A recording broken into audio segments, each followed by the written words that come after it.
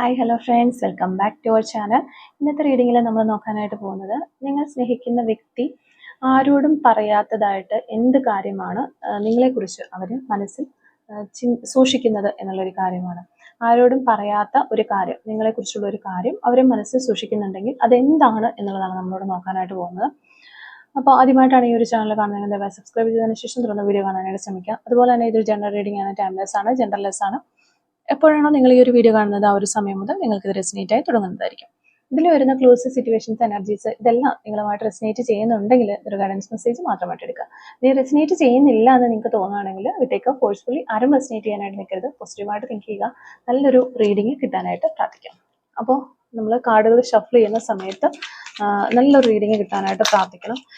ഞാനുമായിട്ട് വളരെയധികം റെസിനേറ്റ് ചെയ്യുന്ന ഒരു റീഡിങ് എനിക്ക് തരണം യൂണിവേഴ്സ് എന്ന് നിങ്ങൾ മനസ്സിൽ പ്രാർത്ഥിച്ചുകൊണ്ടിരിക്കാനായിട്ട് ശ്രമിക്കും. അപ്പം നമ്മളിവിടെ നോക്കുന്നത്, നിങ്ങളെക്കുറിച്ച് അവർ മനസ്സിൽ ചിന്തിക്കുന്ന ഒരു കാര്യം ഉണ്ട്. ആ ഒരു കാര്യം എന്താണ്? നിങ്ങളെക്കുറിച്ചുള്ള ഒരു കാര്യം, അത് അവരാരോടും ഇതുവരെ പറഞ്ഞിട്ടില്ല. പക്ഷെ ആ ഒരു കാര്യം അവർ മനസ്സിൽ സൂക്ഷിക്കുന്നുണ്ട്. ഒരു കാർഡ് നമുക്ക് കിട്ടുന്നുണ്ട്, സൂക്ഷിക്കുന്നുണ്ട്. ആ ഒരു കാര്യം എന്താണ് എന്നുള്ളതാണ് നമ്മളോട് നോക്കുന്നത്. ഓക്കെ,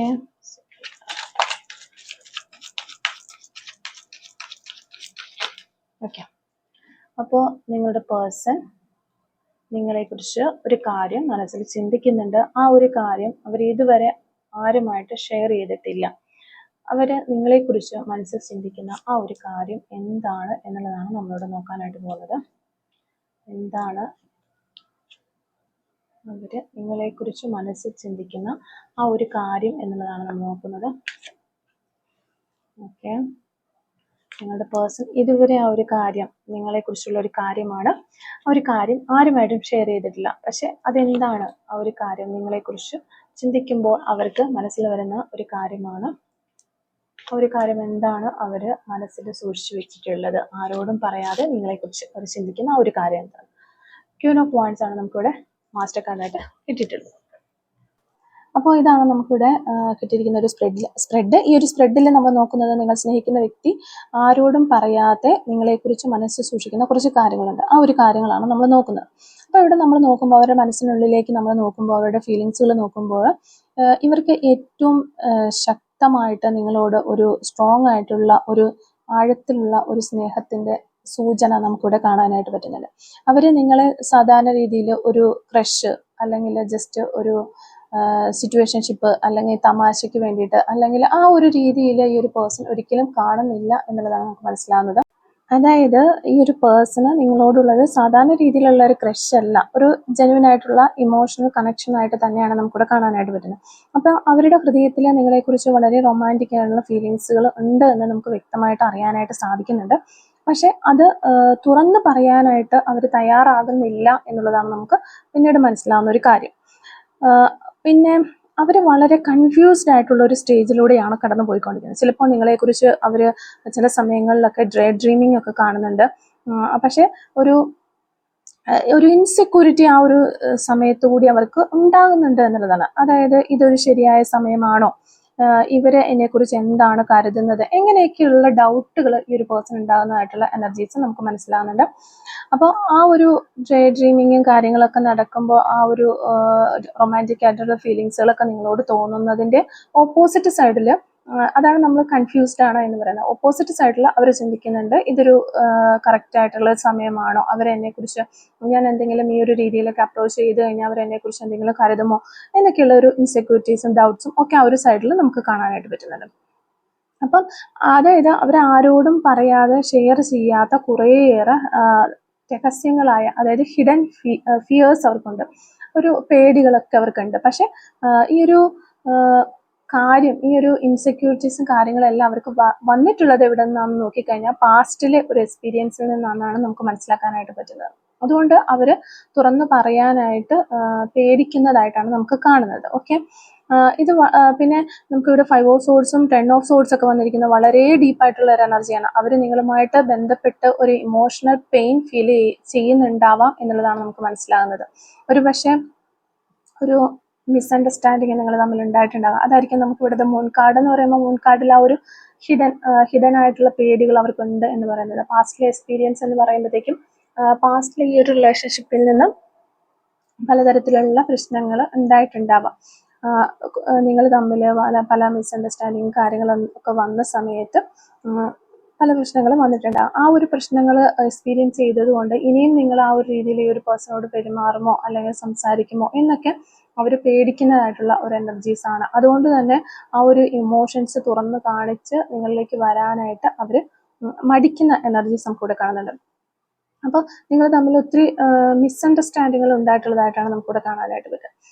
അല്ലാന്നുണ്ടെങ്കിൽ നിങ്ങൾ ചിലപ്പോൾ അവരോട് പറഞ്ഞിട്ടുള്ള അല്ലെങ്കിൽ ചെയ്തിട്ടുള്ള ഒരു ചെറിയ കാര്യം, ആ ഒരു കാര്യം അവരെ ഇന്റേണലി ഹേർട്ട് ചെയ്തിട്ടുണ്ട് എന്നാണ് നമുക്ക് മനസ്സിലാവുന്നത്. ആ ഒരു കാര്യമായിരിക്കാം ഈ ഒരു പാസ്റ്റ് എക്സ്പീരിയൻസ് എന്ന രീതിയിൽ അവരുടെ മനസ്സിനുള്ളിൽ ഉള്ളത് എന്ന് മനസ്സിലാകുന്നു. അപ്പോൾ നിങ്ങളും നിങ്ങളുടെ പേഴ്സണും ഒക്കെ ആയിട്ടുള്ള ഈ ഒരു റിലേഷൻഷിപ്പിൽ നിങ്ങൾ എന്ത് കാര്യമായിരിക്കാം അവർക്ക് ഹേർട്ട് ചെയ്യാനായിട്ടുള്ള രീതിയിൽ പറഞ്ഞിട്ടുണ്ടാവുക അല്ലെങ്കിൽ ചെയ്തിട്ടുണ്ടാവുക എന്ന് നിങ്ങൾക്ക് നിങ്ങളുടെ സാഹചര്യം വെച്ച് നോക്കിക്കഴിഞ്ഞാൽ സിമ്പിളായിട്ട് മനസ്സിലാക്കി എടുക്കാവുന്നതേ ഉള്ളൂ.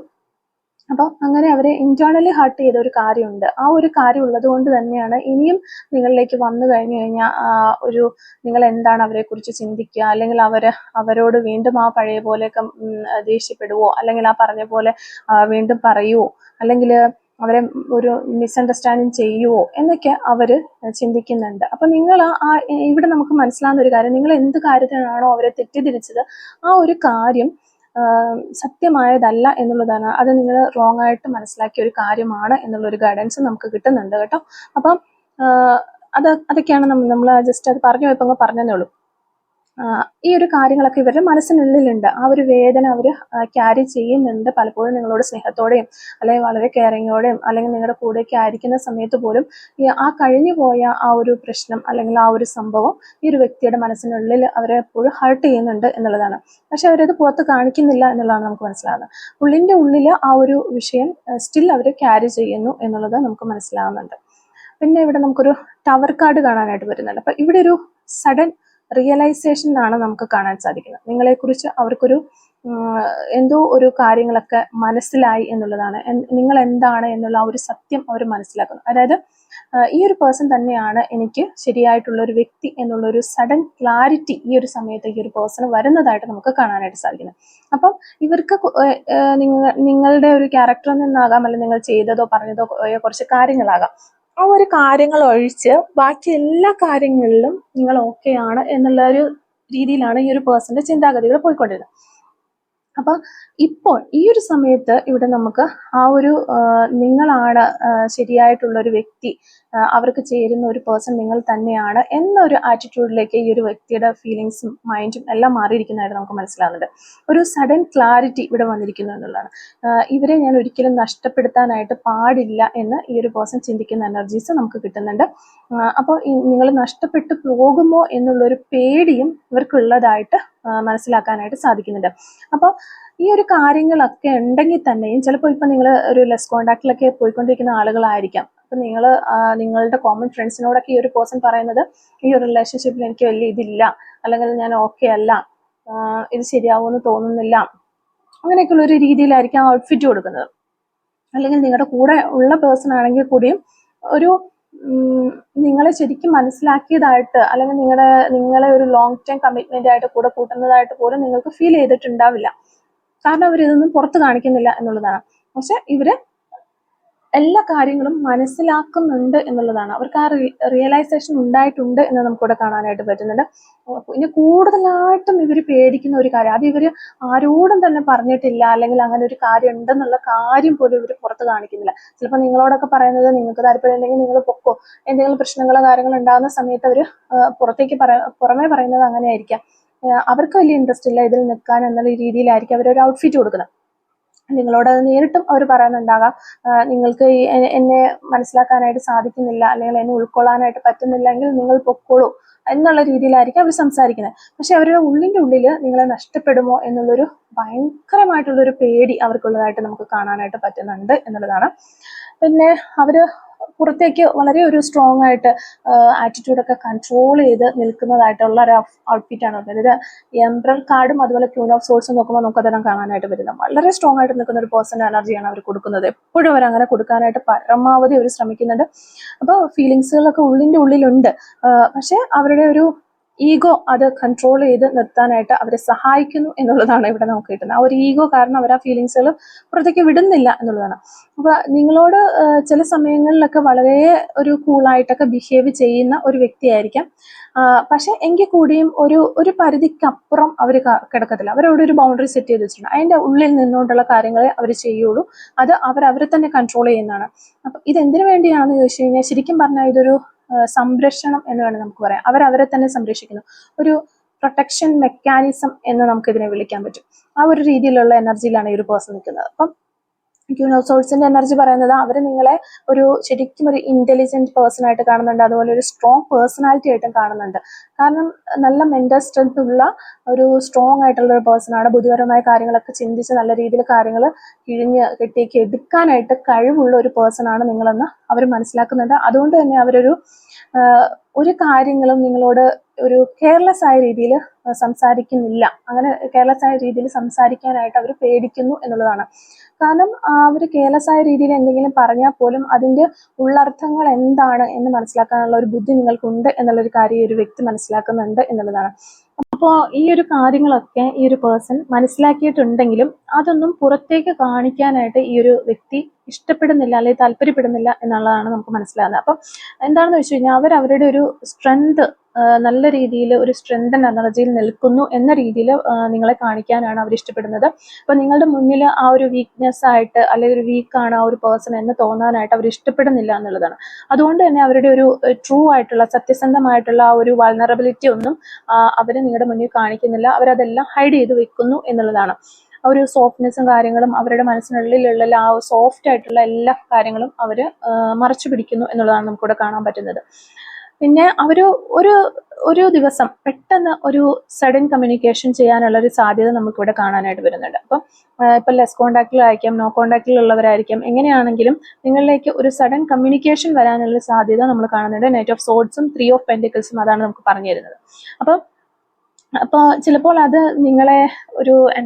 നിങ്ങളോട് സംസാരിക്കാൻ ഒരു കാരണം ഉണ്ടാക്കുന്ന രീതിയിലുള്ള ഒരു കോളായിരിക്കും വരുന്നത്. ഒരു വർക്കിനെ സംബന്ധിച്ചുള്ള എന്തെങ്കിലും കാര്യങ്ങൾ പറയാനോ, പ്രോജക്റ്റിനെ സംബന്ധിച്ച് കാര്യങ്ങൾ പറയാനോ, അല്ലെങ്കിൽ ഒരു പ്രാക്ടിക്കൽ റീസൺ എന്ന രീതിയിൽ നിങ്ങളിലേക്ക് കോണ്ടാക്ട് ചെയ്യും എന്നുള്ളതാണ്. ആ ഒരു വഴി കോണ്ടാക്ട് ചെയ്യാനായിട്ട് അവരൊരു ശ്രമം നടത്തും എന്നുള്ളത് നമുക്കിവിടെ കിട്ടുന്നുണ്ട്.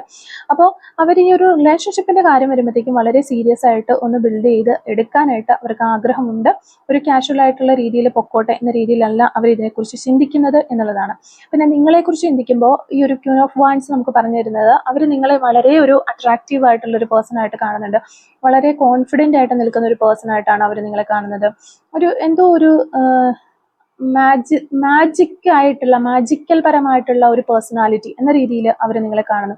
സത്യത്തിൽ അവർക്ക് നിങ്ങളോട് ഒരു സ്ട്രോങ് ആയിട്ടുള്ള ഫിസിക്കലും അതുപോലെ ഇമോഷണൽ ആയിട്ടുള്ള ഒരു അട്രാക്ഷൻ ഉണ്ട് എന്ന് തന്നെയാണ് നമുക്കിവിടെ കാണാനായിട്ട് പറ്റുന്നത്. പക്ഷെ അവർ പലപ്പോഴും അത് പുറത്ത് കാണിക്കാത്തത് കൊണ്ട് തന്നെ നിങ്ങൾക്കത് മനസ്സിലാവുന്നില്ല. ആ ഒരു ഹിഡൻ ആയിട്ടുള്ള കാര്യം എന്ന് പറഞ്ഞാൽ അത് തന്നെയാണ്. അവർ ആരോടും പറയാത്ത ആ ഒരു സത്യം എന്ന് പറയുന്നത് അവർ നിങ്ങളെ ജെന്യൂനായിട്ട് സ്നേഹിക്കുന്നു എന്നുള്ളത് തന്നെയാണ്. അതുപോലെ പാസ്റ്റിലെ കുറെ വേദനകളും വിഷമങ്ങളൊക്കെ കാരണം അവര് അതൊന്നും മാറ്റിവെക്കുന്നു, അല്ലെങ്കിൽ ഡിലേ ചെയ്യുന്നു, അല്ലെങ്കിൽ മറച്ചു പിടിക്കുന്നു എന്നുള്ളതൊക്കെ തന്നെയാണ്. അപ്പൊ നിങ്ങളെ നഷ്ടപ്പെടുമോ എന്നുള്ളൊരു പേടിയും അവർക്ക് അവരുടെ ഉള്ളിലുണ്ട്. അതും അവർ ഹൈഡ് ചെയ്ത് പിടിക്കുന്നുണ്ട്.